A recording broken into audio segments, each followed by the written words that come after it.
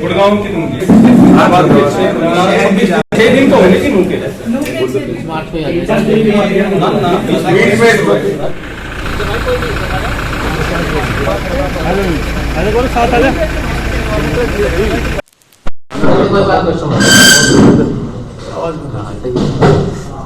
यहाँ पहुंचे हैं आप, क्या कुछ पूरी रूपरेखा रहने वाली है जो परिवर्तन पद यात्रा जो आप निकाल रहे हैं? जिस तरीके से यात्रा का नाम है परिवर्तन, उसके साथ एक बहुत बड़ी बात है कि परिवर्तन लाओ और संविधान को बचाओ।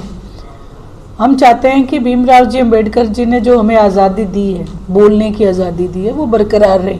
आज वो हमसे छीनी जा रही है। अगर कोई बोलता है सरकार के खिलाफ तो उसके ऊपर मुकदमे होते हैं, देशद्रोह जैसे मुकदमे करा दिए जाते हैं। तो इन सब चीज़ों को लेकर और परिवर्तन जो हम चाहते हैं, वो हम चाहते हैं कि जो महंगाई है, महंगाई चरम सीमा पे है। जो सिलेंडर, जो मैं महिला शक्ति हूँ इसलिए बता सकती हूँ, जो सिलेंडर 400 का था वो अब 1170 का हो गया। तो इसलिए भी हम चाहते हैं कि ये परिवर्तन वापस हम उस लाइन पे लेके आएँ ताकि हमारे जो हरियाणा प्रदेश के लोग हैं खुशहाली से रह सकें। वहीं बेरोज़गारी एक बहुत बड़ी समस्या है।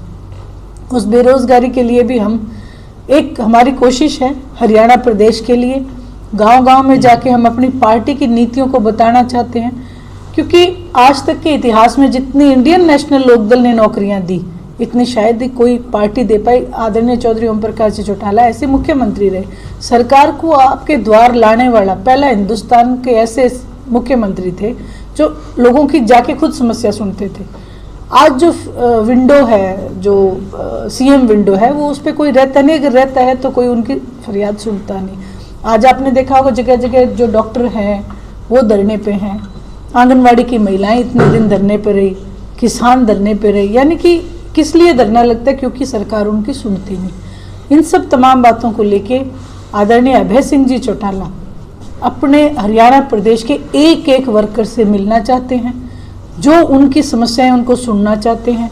क्योंकि देखो, जब समस्याएं सुनेंगे तभी हम, जब पार्टी राज में होगी तो हम उन तमाम समस्याओं का निदान कर सकेंगे, उनको सुलझा सकेंगे। बस यही एक हमारी है। कब से शुरुआत होने वाली है इस यात्रा की और कहाँ इसका रहेगा? देखिए, पूरा जो है हमारे प्रकाश भारती जी बैठे हैं, ये आपको पूरा रूट अभी तक का जो हमने बना लिया है वो आपको बताएंगे।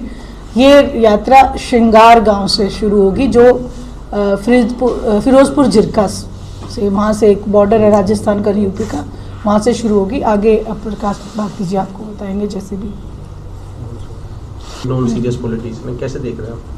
देखिए, उनके बयान का इस यात्रा से कोई मैं नहीं मानती, क्योंकि वो जो बयान देते हैं वो ये कहते हैं कि नॉन सीरियस। आप देखें, किसान आंदोलन हुआ, वो कुछ ज़्यादा सीरियस थे, किसानों के सिर फूट गए लेकिन वो कुर्सी को नहीं छोड़ सके।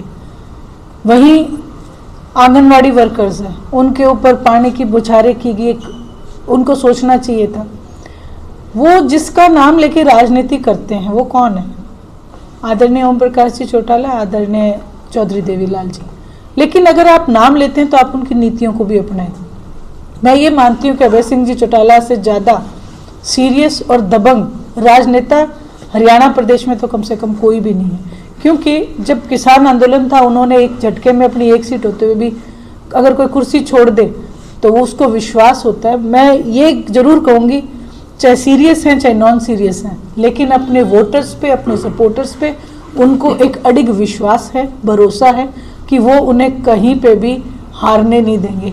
आज दुष्यंत चौटाला जी का आपने एक बयान देखा, आज आपने उनकी रैली जो उन्होंने की भिवानी में, आज वो क्या कह रहे हैं कि यदि आप डिप्टी हटा दो और मुख्यमंत्री बना दो तो मैं आपको नौकरी दूंगा।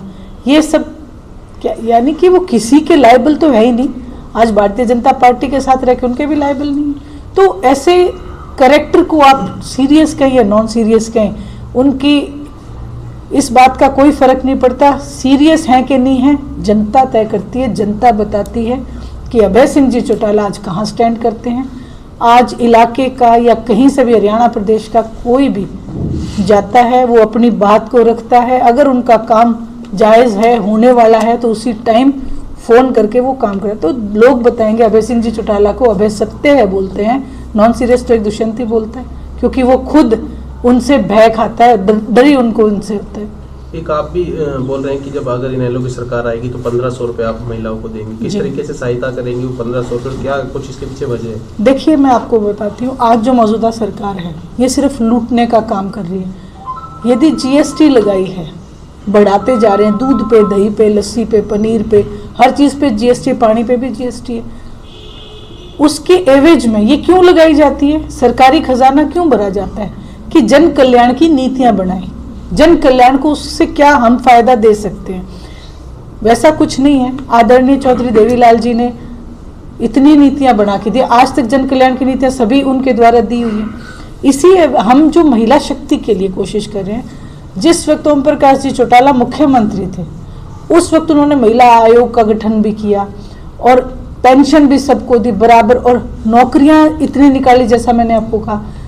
तो सरकार के खजाने में फिर भी उन्होंने करोड़ों रुपए छोड़ के वो गए थे। तो सरकार, ऐसा नहीं है कि सरकार दे नहीं सकती। महिला शक्ति के लिए हम इसीलिए कह रहे हैं, आज महिलाओं को, कुछ एक महिलाएं ऐसी भी हैं जो घरों में 1 रुपया भी नहीं दिखाया जाता, इस सहायता की जरूरत है। और जब भी सरकार बनेगी, दावे के साथ कहती हूँ, 1500 रुपये हर महिला को, हरियाणा की हर महिला को दिए जाएंगे। एक बार बात सामने आती है कि जजपा का इनेलो के अंदर विलय कैसे देख रहे हैं, या फिर अभी तो 2-3 दिन पहले ओपी चौटाला जी का बयान था कि तीसरा मोर्चा बनेगा? देखिए, जजपा का इनेलो के अंदर विलय, ये बात जो जब आती है तो मैं तो यही कहती हूँ कि आप लोग अभी तक जजपा पे अटके क्यों हो? क्योंकि उसका विलय तो बीजेपी में हो चुका। आपने कितने उपचुनाव देखे? 3 उपचुनाव देखे हैं। तीनों उपचुनाव में ना झंडा, ना डंडा, ना कैंडिडेट, और फिर भी वो बीजेपी के लिए वोट मांग रहे हैं। तो ये एक लोगों को बेवकूफ़ बनाने की बात है। जजपा आज कहीं नहीं है, और मुझे नहीं लगता कि अब वो दोबारा से इस लाइन पे चल पाएंगे। मेरे को लगता है उनका तो ऑलरेडी बीजेपी में विलय हो चुका है। और जहाँ तक सवाल है तीसरे मोर्चे का, निश्चित रूप से तीसरे मोर्चे का गठन होगा। जैसा कि भारती जी एक बात बड़ी अच्छी कहते हैं कि कांग्रेस बड़े बहुमत के साथ किसी टाइम में अपने चरम सीमा पे काम करती थी, और इंदिरा गांधी जी ने बड़ा डिक्टेटरशिप चलाई थी, उनके पास तो इनसे भी ज़्यादा बड़ा बहुमत था। लेकिन नरेंद्र मोदी जी ने दिमाग में लोगों को बिठाने की ये कोशिश किया कि मुझे 29 तक कोई हटा नहीं सकता।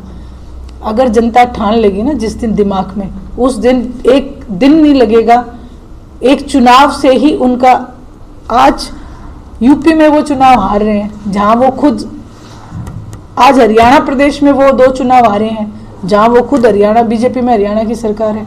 तो ऐसे में मैं ये बात बड़े दावे से कह सकती हूँ कि तीसरे मोर्चे का गठन होगा और भारतीय जनता पार्टी का देश से सफाया होगा, जो कि बहुत जरूरी है। एक भारत जोड़ो यात्रा चल रही है, आज 102 दिन हो गए, दावा कर रहे हैं 2024 में कांग्रेस की सरकार बनेगी प्रदेश में। आप देखिए, हरियाणा प्रदेश जो है उसकी जो राजनीति है, उसको इंडियन नेशनल लोकदल की आज बहुत बड़ी ज़रूरत है। क्योंकि जितने भी काम, आप किसी भी इलाके में जाओ, किसी भी क्षेत्र में चले जाओ, किसी भी गांव में चले जाओ, जितने काम इंडियन नेशनल लोकदल के राज में आज तक किसी गवर्नमेंट में नहीं करे। और कांग्रेस यदि ये यात्रा कर रही है तो ऐसा है कि वो अपने अपने लेवल पे हर राजनीतिक पार्टी कोशिश करती है। और मैं तो कहती हूँ बड़ी अच्छी बात है, अगर राहुल गांधी जी इस यात्रा को कर रहे हैं तो वो भी एक कोशिश है भारतीय जनता पार्टी को इस देश से हटाने की और हिंदुस्तान को बचाने की। एक डिप्टी सीएम का जो जजपा का जो मैनिफेस्टो था उसमें था 5100 रुपये पेंशन देंगे, वो आज तक लागू नहीं कर पाए। 2 साल बचाए सिर्फ कार्यकाल के, किस तरीके से देखते हैं? देखिए, ये सब बरगला रहे हैं। और अभी मैंने भी सुनी थी वो रैली से, उन्होंने स्टेज के मंच के माध्यम से कहा था कि 3000 तो करवाने की कोशिश करेंगी। वो अभी कोशिश में है। जिस दिन आप किसी पार्टी से टाई अप करते हो, सबसे पहला काम होता है जनता की आवाज़, जो जनता की चीज़ें, जनता की जो भावना है उसको लेके आप चले। क्योंकि आपको वहाँ जनता ने बना के भेजा, आप स्वयं नहीं बने हो। आप स्वयं जाके समझौता कर रहे हो, आपके साथ सिर्फ एक कुर्सी के लिए आप समझौता कर रहे हो। आपने जनता की भावना को कहीं पे भी नहीं रखा। आज तक आप क्या कर रहे थे? आज बुजुर्ग हैं, वो मुंह ताक रहे हैं क्योंकि 4.5 लाख बुजुर्गों की तो पेंशन कट चुकी है। ये बात कर रहे हैं बढ़ाने की, ये 5000 तो अभी भी नहीं कह रहे।